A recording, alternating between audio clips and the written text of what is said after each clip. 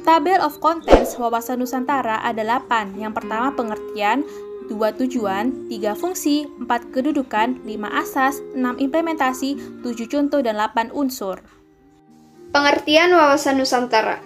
Wawasan Nusantara adalah cara pandang bangsa Indonesia terhadap rakyat, bangsa, dan wilayah negara kesatuan Republik Indonesia yang meliputi darat, laut, dan udara di atasnya sebagai satu kesatuan politik, ekonomi, sosial, budaya, dan pertahanan keamanan.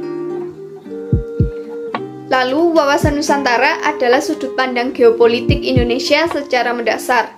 Secara harfiah, wawasan Nusantara berarti konsep kepulauan. Secara kontekstual, istilah ini lebih tepat diterjemahkan sebagai visi kepulauan Indonesia.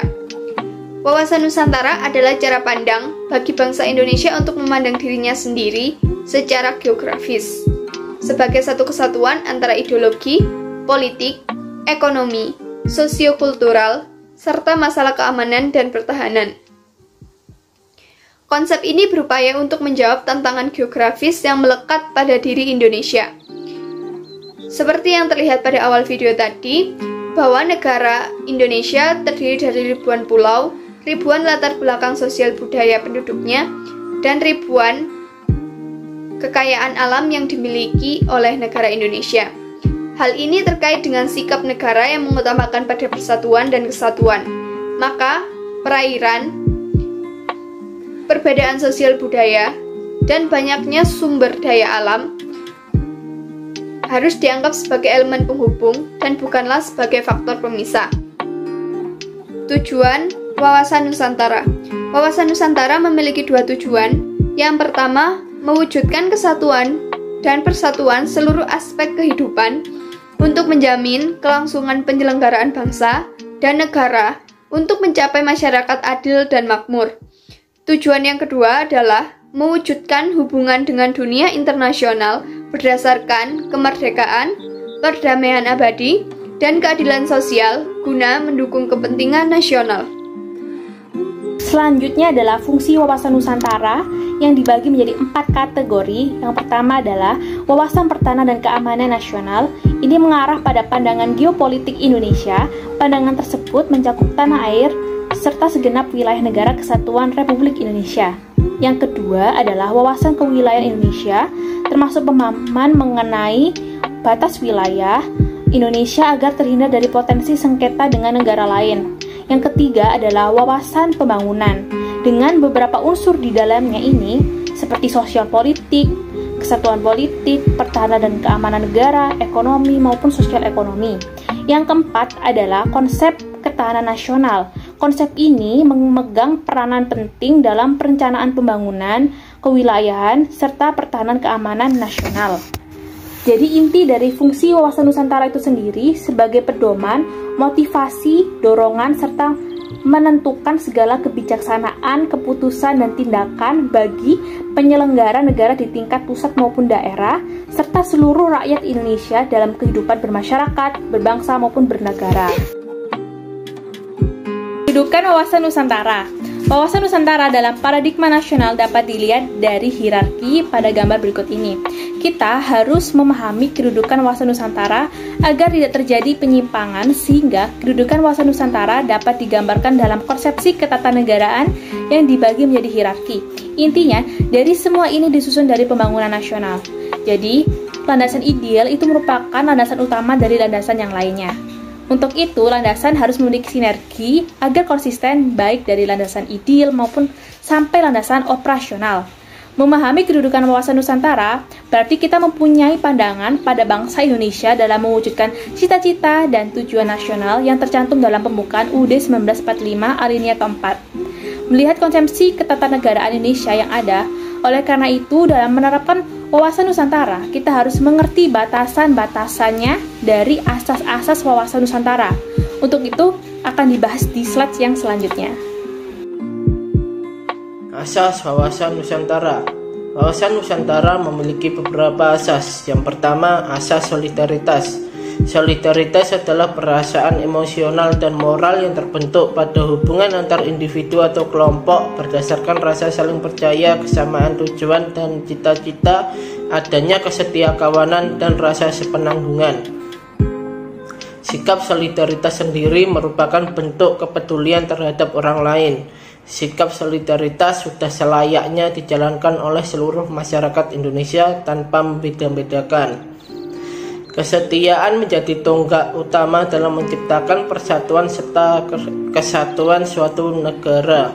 Rasa setia kawan atau solidaritas dapat menjadi kekuatan tersendiri untuk mewujudkan tujuan dan cita-cita nasional. Yang kedua, asas kejujuran. Kejujuran dalam berpikir serta bertindak menjadi sebuah asas wawasan Nusantara yang sangat penting. Berani berpikir dan bertindak hanya yang sesuai dengan fakta serta kenyataan wajib dilakukan demi tercapainya kemajuan. Yang ketiga, asas kesamaan tujuan. Mempunyai tujuan serta kepentingan yang sama. Sebagai contoh, di masa kemerdekaan saat semua rakyat Indonesia berjuang bersama-sama mengusir para penjajah. Yang keempat, asas keadilan.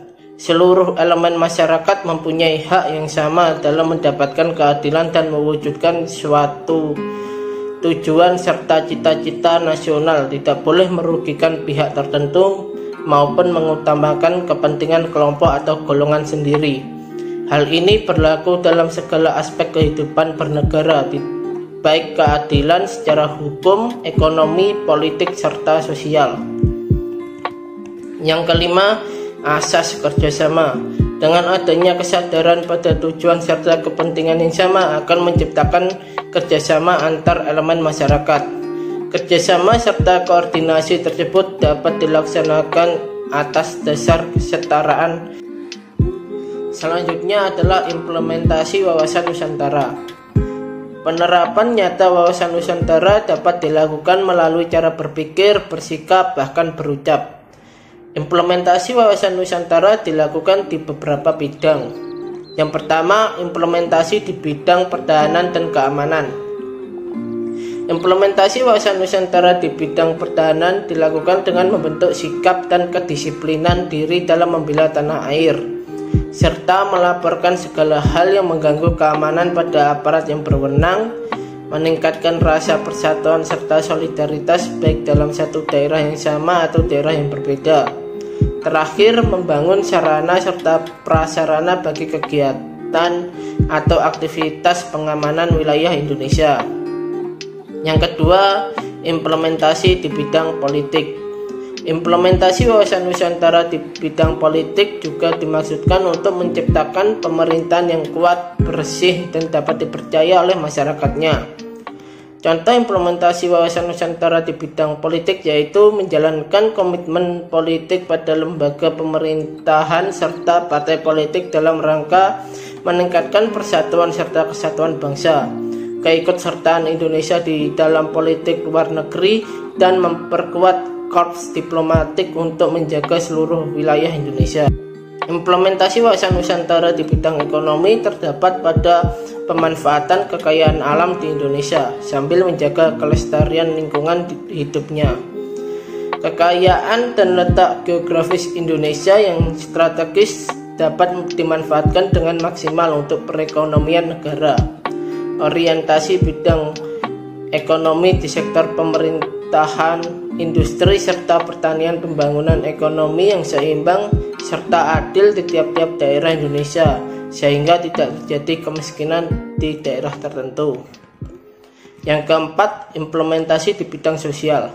Implementasi wawasan Nusantara di bidang sosial berada pada saling menghargai dan menghormati setiap perbedaan atau keragaman yang ada di tanah air, mulai dari perbedaan suku, ras, agama, hingga budaya. Upaya lainnya juga ada pada pelestarian serta pengembangan budaya Indonesia dan menjadikan budaya sebagai tujuan wisata yang memberikan sumber penghasilan daerah atau nasional, menjaga keberagaman Indonesia baik dari segi budaya, bahasa, serta status sosial, dan juga mengembangkan keserasian di dalam kehidupan bermasyarakat. Berikut video penerapan wawasan Nusantara. Indonesia mempunyai banyak perbedaan, tetapi kita masyarakat Indonesia harus bisa menghormati perbedaan itu. Hal ini sesuai dengan semboyan negara kita, yaitu Bhinneka Tunggal Ika, yang berarti berbeda-beda tetapi tetap satu. Walaupun berbeda, kita tetap warga Indonesia. Kita harus saling menghargai dan menghormati, karena setiap budaya memiliki keunikannya masing-masing. Keindahan alam dan kebudayaan ini menjadi kekayaan bagi Indonesia yang harus kita jaga. Dengan saling menghormati dan menghargai perbedaan, kita sudah mengimplementasikan wawasan Nusantara di bidang sosial. Unsur dasar wawasan Nusantara. Wawasan Nusantara memiliki 3 unsur dasar, yaitu yang pertama ada wadah, yang kedua isi, dan yang ketiga tata laku. Yang pertama wadah. Wadah sendiri terbagi menjadi 3 bagian. Yang pertama adalah wujud wilayah atau bentuk wilayah. Batas ruang lingkup wilayah Nusantara ditentukan oleh lautan yang di dalamnya terdapat gugusan ribuan pulau yang saling dihubungkan oleh perairan. Oleh karena itu, Nusantara dibatasi oleh lautan dan daratan serta dihubungkan oleh perairan di dalamnya. Letak geografis negara berada di posisi dunia di antara 2 samudra, yaitu Samudra Pasifik dan Samudra Hindia, dan antara 2 benua, yaitu benua Asia dan benua Australia. Ada tata inti organisasi.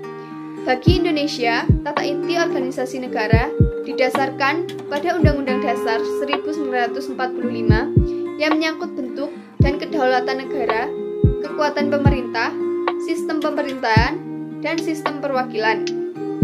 Negara Indonesia adalah negara kesatuan yang berbentuk republik. Indonesia adalah negara hukum dan bukan negara kekuasaan. Lalu, bagian yang ketiga ada tata kelengkapan organisasi. Wujud tata kelengkapan organisasi adalah kesadaran politik dan kesadaran bernegara yang harus dimiliki oleh seluruh rakyat yang mencakup partai politik, golongan dan organisasi masyarakat, kalangan pers seluruh aparatur negara. Isi wawasan Nusantara menyangkut 2 hal yang esensial atau penting, yaitu realisasi aspirasi bangsa sebagai kesepakatan bersama, serta pencapaian cita-cita dan tujuan nasional, dan persatuan dan kesatuan dalam kebinekaan yang meliputi semua aspek kehidupan nasional. Isi wawasan Nusantara tercermin dalam perspektif kehidupan manusia Indonesia. Unsur dasar yang ketiga ada tata laku. Tata laku merupakan dasar interaksi antara wadah dengan isi, yang terdiri dari tata laku batiniah dan lahiriah. Tata laku batiniah mencerminkan jiwa, semangat, dan mentalitas yang baik dari bangsa Indonesia. Sedangkan tata laku lahiriah tercermin dalam tindakan, perbuatan, dan perilaku bangsa Indonesia. Terima kasih atas perhatiannya. Demikianlah presentasi dari kelompok kami. Semoga bermanfaat untuk kita semua. Wassalamualaikum warahmatullahi wabarakatuh.